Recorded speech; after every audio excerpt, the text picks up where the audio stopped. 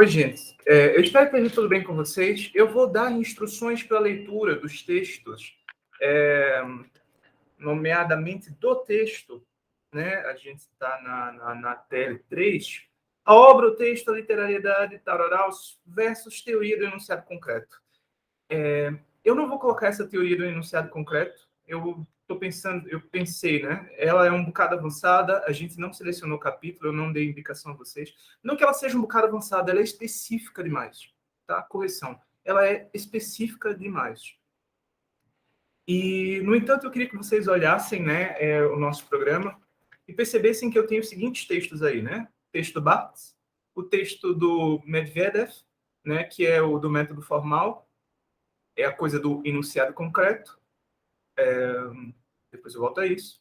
A gente tem Jerome McGann, Fábio Durão, Frederick Jameson e Carlos Sagan. Tá? Para mim, aqui o que eu pretendia fazer com essas referências todas era formar essa divisão que existe hoje entre uma perspectiva que tende a isolar o texto, né, como uma entidade abstrata, como algo que está disponível para o leitor, e uma abordagem materialista e historicista, né, do texto literário, da obra literária, e, sobretudo, eu diria, das práticas de representação, né, que se materializam em textos. Então, eu coloquei também esse texto do McGann porque, a partir da perspectiva das humanidades digitais, certo, de como a gente aborda digitalmente, né, o arquivo, muitos conceitos que dizem respeito à textualidade vêm sendo alterados. Né? De qualquer modo, vamos lá. Eu vou introduzir muito rapidamente Barthes, vocês já devem conhecê-lo, né? Esse é o Barthes, ele morreu atropelado por uma van de lavanderia, né? Eu acho que é um destaque interessante pensar que, naquele contexto dos anos 60, né, os intelectuais que se destacaram, aqueles que representaram mais vivamente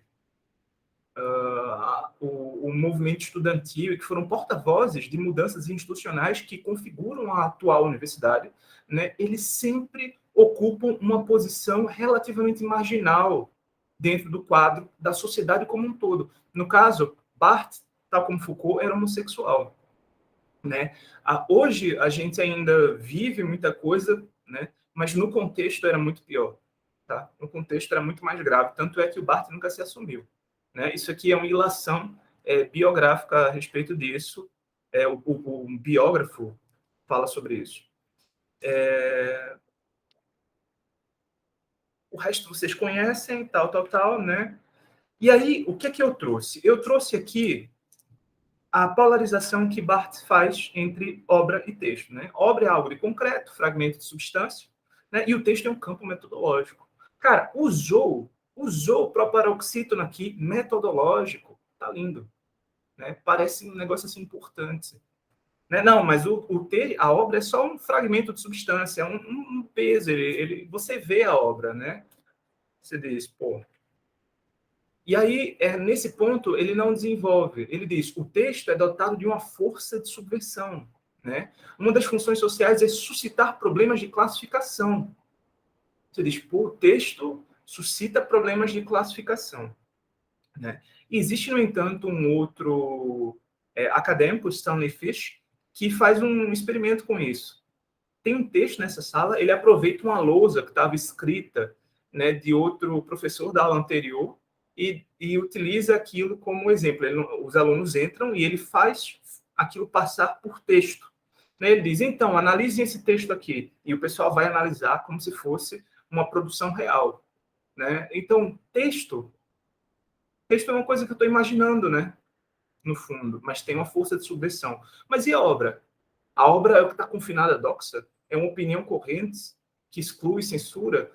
Aqui, nesse texto especificamente, Barthes está muito preocupado com mobilizar uma crítica à autoridade institucional universitária, né? Porque é a universidade que detém o poder, né, sobre o significado textual. A gente hoje vive um momento que é bastante democrático da perspectiva de como a gente interage à volta de textos literários, né? Mas nem sempre foi assim.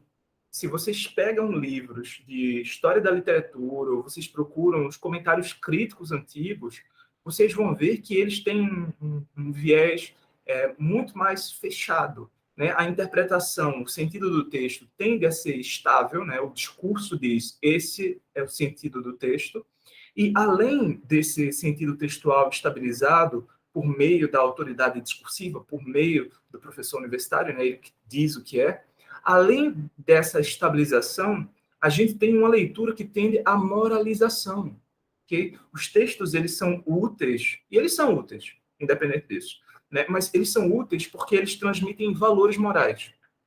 E eu, particularmente, gosto dessa perspectiva de olhar para as representações, né, humanas e pensar que existe aqui uma preocupação ética. Quando eu sempre escrevo um texto, eu não estou pensando só em mim. Tá? É claro que outra pessoa pode pegar o meu texto depois, que foi entrada de um diário, e transformar em outra coisa. Mas, a partida, esse simples ato de escrever, pegar algo na sua mão e transmitir, guardar, né, está ampliando essa relação com uma ação, um evento, algo, né, que está acontecendo no mundo e que aconteceu a mim, por exemplo. Portanto, existe uma dimensão ética que não pode ser erradicada, né, dos textos. Mas, no caso, a ideia era de que a obra literária tinha de ter um compromisso claro, evidente com a ética, ok? Então, essa estabilização do sentido textual serve a isso. Mas aí, continuando com a nossa polarização, né, o Barthes diz, o texto aborda-se, prova-se, pratica o recuo infinito do significado. Fiquem com isso. Recuo infinito do significado. Quer dizer, toda vez que eu digo, o significado é aqui. Não, não. E qual o significado disso? Mas isso aqui não, mas isso aqui remete a não sei o que lá. Não, mas e essa remissão aqui, isso aqui é uma referência indireta, porque, na verdade, o tal autor, ele começou utilizando uma palavra que era lá do século XVI. Daí ter esse movimento serial de desligamentos, encavalamentos, de variações, uma lógica metonímica, tá? Lógica metonímica, né, é a da contiguidade. Eu digo, a sala está bem, né? Quando eu entro em sala, eu digo, então, a sala está bem, vocês estão bem, né? Mas não são salas, são as pessoas que estão dentro da sala, dentro do espaço, né? E o texto é finalmente um jogo, certo? Enquanto a obra é limão azedo, né, gente? E depois aqui está propriamente a disciplinaridade, né? A obra está relacionada ao estudo das fontes, influências, satisfaz, né? A obra satisfaz ao mito da filiação, certo? De modo que não perturba nenhuma filosofia monista, né? Monista quer dizer que só adota um ponto, uma perspectiva, tá? Uma perspectiva, né, em que o bem é X e o resto é mal, o plural, no caso. Né? Portanto, o mito da filiação é precisamente essa tentativa de ancorar o sentido do texto, né, na constituição do próprio autor. Dizer, não, esse texto aqui significa tal coisa porque fulano de tal viveu isso aqui. A gente sabe que isso aqui é o significado do texto porque está lá na biografia dele. Né? Mas, assim, quando a gente para pensar, esse conceito de obra, né, que dentro do contexto da Universidade Francesa tinha uma conotação muito forte, obra-prima. Né? O que é a segunda Anatole France? O que é a crítica? É as andanças, as aventuras da alma em meio às obras-primas do espírito. É essa obra que está em jogo aqui, tá? Que está sendo criticada. E aí, no entanto, o texto a gente continua com essa coisa de pluralidade, explosão, disseminação, citações, referências, ecos. Eu digo, pô, massa, radical, caramba. Radical, tá? Mas, na prática, o que a gente tem é muito mais um texto que mobiliza um certo discurso dentro da academia do que propriamente uma preocupação teórica, né? Com dizer, isso aqui é uma obra, de tal modo, isso aqui é um texto. Porque a partir não existe essa separação. Tá? Ele continua lá com as acusações dele, eu fiz aqui um resumo. Vocês podem, por exemplo, pausar o vídeo e olhar agora, né, o que está escrito aqui no nosso quadro.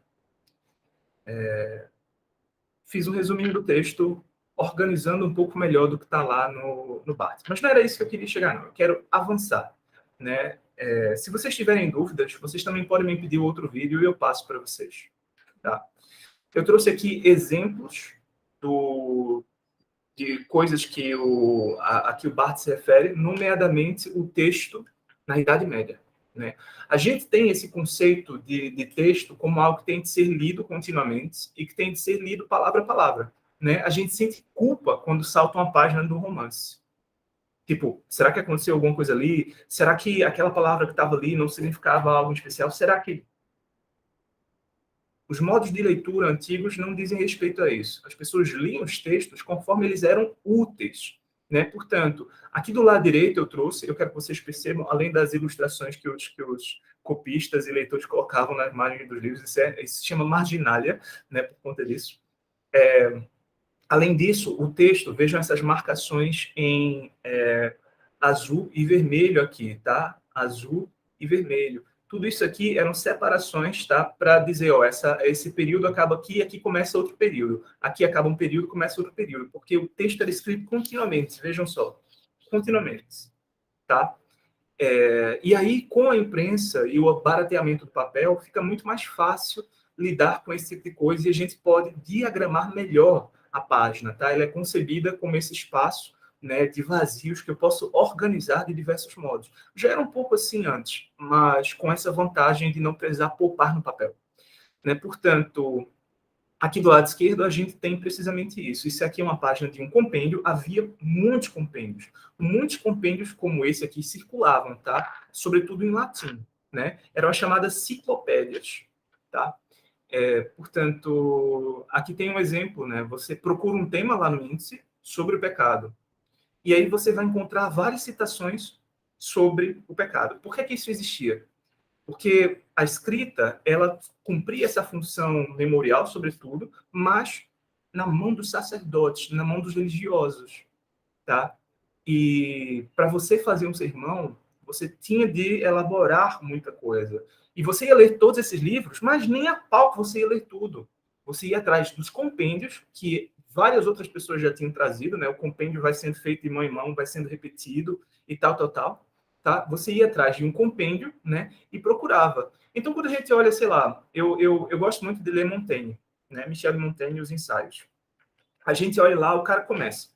Porque o autor tal diz não sei o que lá, aí ele plá, plá, plá, comenta. Porque, e o autor X já diz o contrário, e fulano de tal diz também não sei o quê, e a respeito disso diz ainda, ele leu aquela porcaria toda, mas não leu.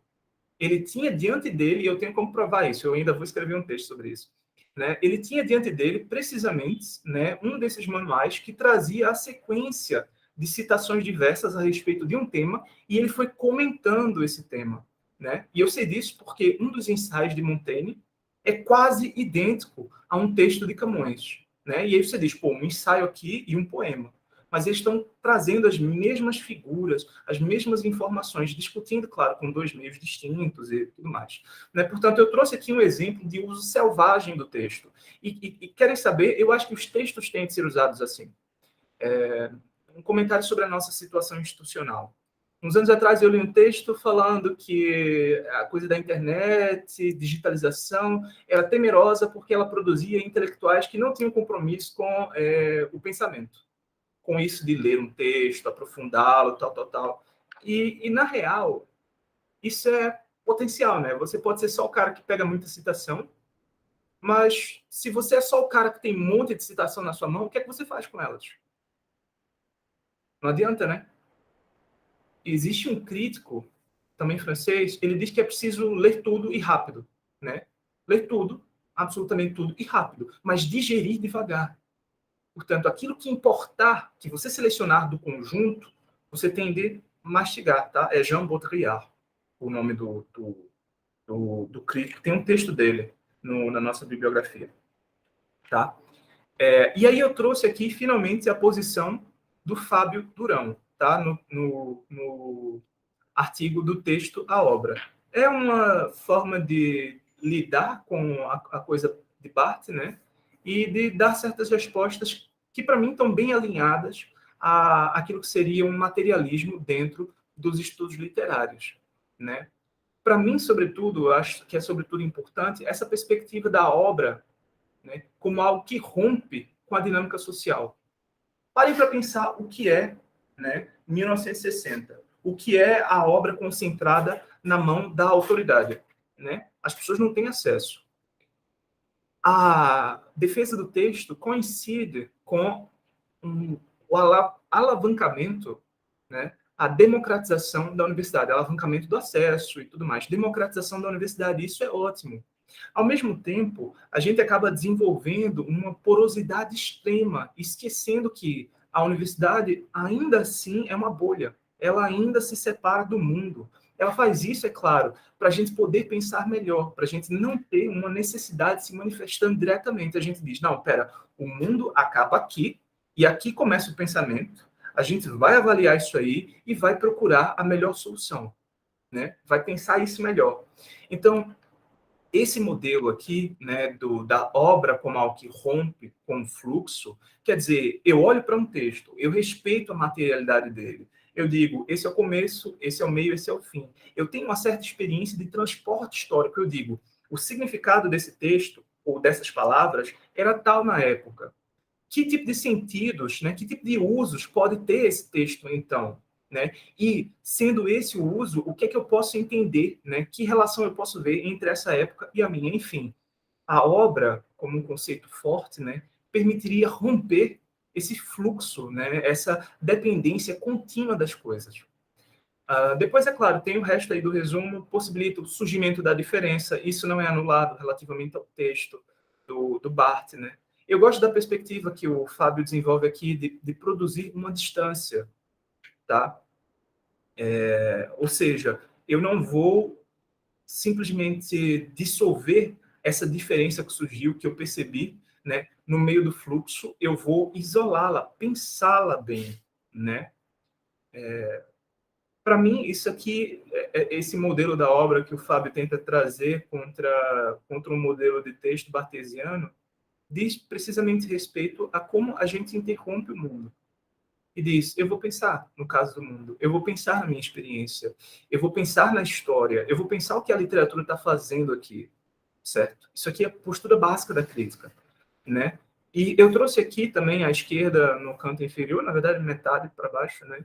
É uma citação do Manifesto do Partido Comunista, tá? Porque esse é o modelo,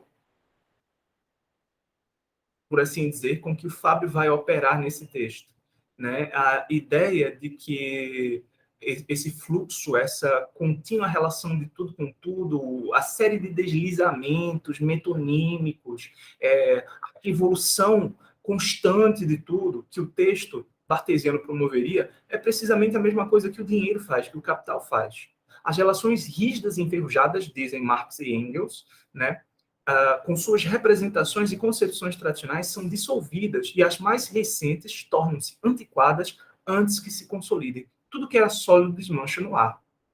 Né? Tudo que era sagrado é profanado, tal, tal, tal. Ou seja, essa série de transformações, embora a gente diga, putz, uma revolução, energia, transformações radicais, tal, tal, tal, o fato é, às vezes, elas obedecem a certos imperativos que elas né, vamos dizer assim, melhorando, obedecem a imperativos que vão na contramão, muitas vezes, daquilo que é o interesse de uma revolução. Tá? Tanto é que, sim, viver a democracia burguesa é muito melhor do que viver o senhorio feudal, sem sombra de dúvida, né? Mas as promessas de igualdade que existiam, né, no programa burguês, elas fracassaram. Igualdade, solidariedade, né? Liberdade. Liberdade para quê? Se eu não tenho dinheiro para comer. Portanto, é interessante pensar como esses conceitos com que a gente lida na teoria da literatura refletem necessidades sociais também. Tá? Não de maneira direta, às vezes simplesmente porque é como a gente ingressa nesses universos institucionais. Tá? Quer dizer, eu não parei, sentei e pensei, qual é a necessidade da sociedade hoje? É claro, eu posso fazer isso. Em alguns casos, né, vou fazer isso. Depois de fazer uma pesquisa sobre a sociedade, coisas tais. Tá bom, gente? É só isso. Eu coloquei questões aqui, vocês podem pausar e dar uma olhada nelas, tá? E, e é isso, pessoal. Eu espero que vocês leiam os textos, né? Eu fiz aqui uma abordagem muito rápida mesmo, muito rápida, e vale a pena ler esses textos com um certo vagar, para entender, para entrar nesse mundo, né? Até para se comover com o estilo bartesiano, que é gostoso de ler, certo? E é isso. Muito obrigado pela atenção de vocês. Tchauzinho.